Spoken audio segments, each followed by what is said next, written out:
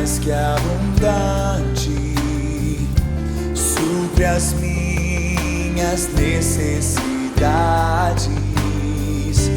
Descanso em pastos verdejantes, El Shaddai cuida de mim.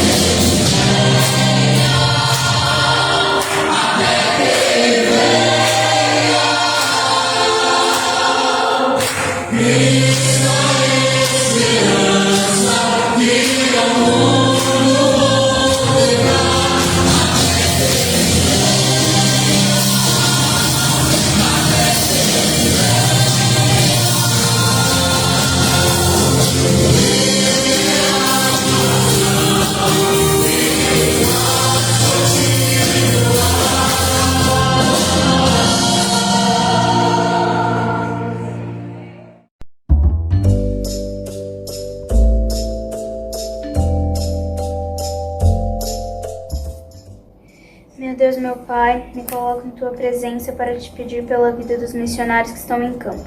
Que o Senhor os abençoe, os guarde e os sustente. Que o teu evangelho seja pregado em todas as nações até os confins da terra, e que esse povo ouça a tua voz e sejam transformados pelo poder da sua palavra.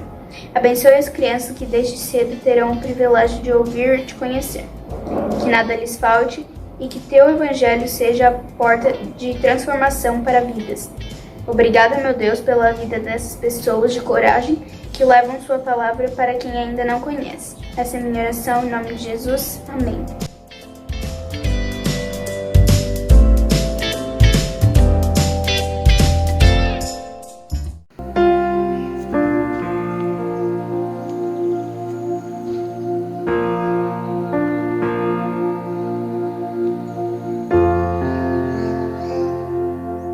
Senhor, meu Deus, meu Pai que está nos céus, muito obrigada, Senhor, por mais uma noite dormida de descanso na Tua presença. Muito obrigada, Senhor, por Tua fidelidade, bondade, misericórdia que nos alcança a cada manhã, Deus. Muito obrigada, Senhor, pelo cuidado que Tu tem para comigo, com a minha família, Deus. Obrigada, Deus, por pertencer à Igreja de Santa Margarida, por ter um pastor como o pastor Silva, Deus, e as minhas amadas irmãs, ó Pai, que sempre quando estou em dificuldade me ajudam, Senhor, naquela corrente fervorosa de oração. Obrigada, Deus, por este culto online, ó Pai, que tanto nos faz bem, com as mensagens maravilhosas, ó Deus, e os louvores, ó Pai, e a oração desses pequeninos que tem todo dia intercedendo, ó Pai, pelos missionários, pelas crianças, por tudo, Deus. Muito obrigada. Agora quero te entregar em Tuas mãos, ó Pai, as nossas vidas, que Tu venha nos guiar, nos orientar, ó Deus, dando sempre a direção com o Teu Santo Espírito, ó Deus. Não nos abandone, ó Pai. Sem Ti nada somos, nada podemos fazer, ó Deus. Que nós possamos, ó Pai, aquietar e saber que o Senhor é Deus, exaltado entre as nações, exaltado na terra, Pai. Muito obrigada, Deus, pelo cuidado que Tu tem para comigo, com a minha família. Ó Deus, continua, Senhor, ajudando, Senhor, e sarando, Senhor, as feridas daqueles que estão feridos, ó Pai, trazendo a cura, Pai, Senhor, dando alegria, Senhor, àqueles que estão tristes, ó Pai, enlutados, ó Deus. Pai, toma nas Tuas mãos a nossa igreja, nosso pastor, essa cirurgia da vista que ele vai fazer agora, estando em casa, em férias, em repouso, Deus, Tu esteja abençoando a família, Senhor.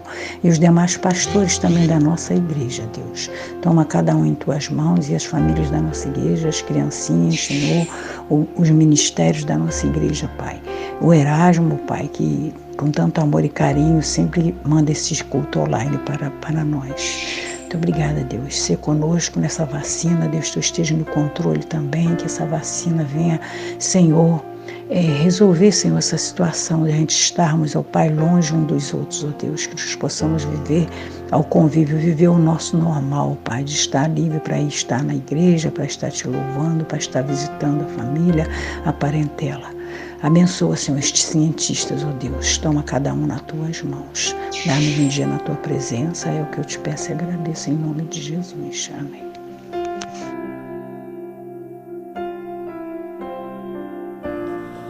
Olá, queridos. Sejam bem-vindos ao culto online.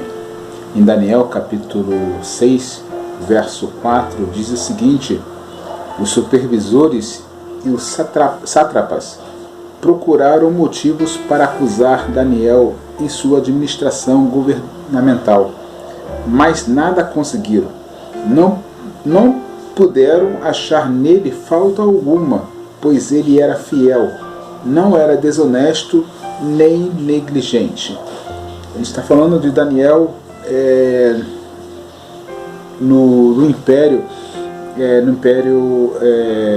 Medo-Persa, né?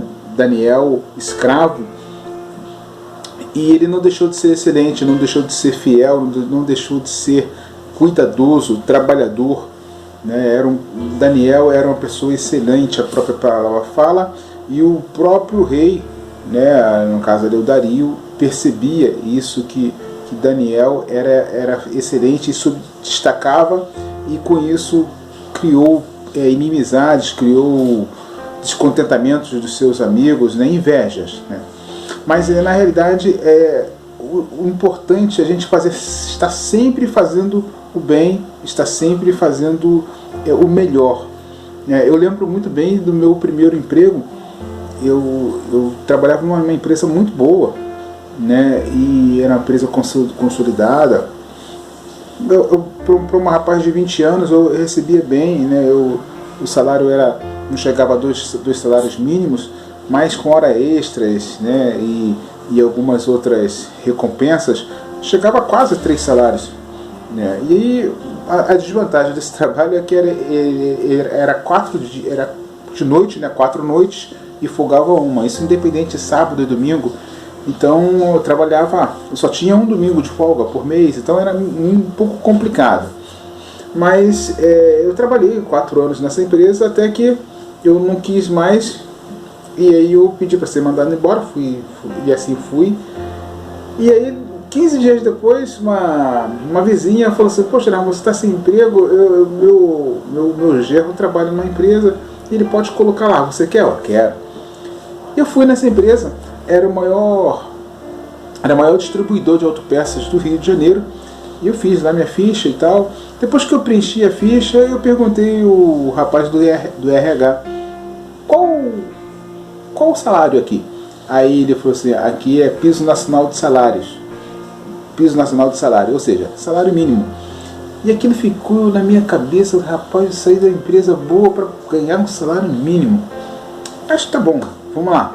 E aí eu entrei na empresa, percebi que a empresa, antes na outra empresa eu trabalhava no ar-condicionado, o meu instrumento de trabalho ou era o telefone ou era o rádio, né? Então não era tranquilidade. Nessa empresa eu tinha que andar para cima e para baixo, subir várias escadas, andar pelos depósitos de peças, né? Eu tinha que separar peças. Eu percebia que no meu trabalho, os meus colegas de trabalho eram praticamente iletrados, né? Pessoas que mal conseguiam ler, né? Eles separavam peças, mas como era só mais quantidade, número, e marcar X, marcar... Então, mas os meus colegas não tinham estudo, né? Mas aquilo não me tirou, não me desestimulou. Continuei fazendo meu trabalho. O trabalho que eu fazia, né? O tempo que eu gastava, que eu fazendo, o que eu produzia, os colegas levavam o dobro do tempo para produzir o que eu produzia, né? Então, e o gerente da loja, e lá era um estoque de autopeças, né? Era a matriz, e lá tinha uma loja. E o gerente da loja viu que eu era bem melhor, que eu conhecia muito mais do que os próprios os que trabalhavam lá. E ele me requisitou para trabalhar na loja. E aí assim fiz, me dediquei, ele me ensinou muita coisa, aprendi muita coisa com ele. E logo assim, em 2 meses, eu já estava recebendo cerca de 4, 5 salários, porque lá no balcão era o lugar onde mais remunerava. Eu comecei a vender lá no balcão, comecei a entender de peças de carro, e aí comecei a vender e comecei a ter altos rendimentos, né? 5 salários. Antes eu recebia quase 3. Assim, 2 meses depois, 3 meses depois, eu recebia já mais de 5 salários mínimos. Mas isso eu falo isso porque Deus cuidou, mas também porque eu fiz com gosto, eu fiz com zelo, eu trabalhei, né? Eu não olhei a circunstância, poxa, eu estou trabalhando ganhando menos, né? Com um monte de gente que não sabe nada. E eu fiz o trabalho, fiz o que eu tinha que fazer, fiz bem e fui recompensado. Né? Interessante é que como Deus cuida da gente. A empresa que eu trabalhava anteriormente, super consolidada, pagava em dia, passou a atrasar salários, passou a ter dificuldades a ponto de fechar. E eu nessa, trabalhando, até que chegou um dia que um dos nossos clientes, percebendo o meu trabalho, ele sempre comprava comigo e tal, ele falou: não estou com problema no meu estoque aqui e tal, preciso de alguém que seja que coordene o meu estoque aqui, e me convidou. E eu saí dessa empresa para uma outra empresa, né, gerenciar o estoque lá da empresa e tal. Então, ou seja, Deus vai movendo as coisas. E interessante, outra coisa interessante é que quando eu saí de lá, dessa empresa, que era a maior distribuidora de autopeça do Rio, 1 ano depois ela faliu. Os colegas que trabalhavam lá não teve fundo de garantia, perderam um monte. Eu conheci pessoas que ficou muito tempo para receber, nem sei se recebeu, porque depois eu perdi contato. Mas eu quero dizer o seguinte: o que você tem que fazer recebendo bem ou mal, faça com integridade, faça com fidelidade, faça com alegria, porque Deus vai te recompensar, né? Assim como essa história, essa caminhada me ensina até hoje, né? E quantas coisas eu aprendi nessa caminhada, né? Eu aprendi a não desprezar as coisas pequenas, né? Um cliente me falou uma vez, ele foi comprar um parafuso, andou as lojas todas, ninguém vendeu parafuso para ele. Eu cheguei e vendi o parafuso para ele. No outro dia ele veio e comprou uma peça caríssima. E aí, quando ele chegou na loja, o outro vendedor, que estava na vez de outro vendedor, foi atendê-lo. Ele: não quero chamar ele. E aí me chamou e eu fui e vendi a peça para ele. E o gerente perguntou a ele: por que você preferiu esse vendedor ao outro? Aí ele: porque no dia que eu precisei do parafuso, ninguém me vendeu. Ninguém, todo mundo dizia que não tinha. Olhava para o que eu precisava, que eu tinha, era um parafuso, era uma coisa de pouco valor, ninguém me vendeu. Esse rapaz vendeu, foi lá, procurou, viu, se interessou, me vendeu o parafuso. Hoje eu compro uma peça inteira, um valor altíssimo. Então são coisas que nos ensinam a ser sempre criterioso, a fazer o bem, né? Se eu vou ganhar muito, se eu vou ganhar pouco, seja fiel, seja íntegro, e Deus vai te abençoar, porque Ele cuida de você. Deus te abençoe.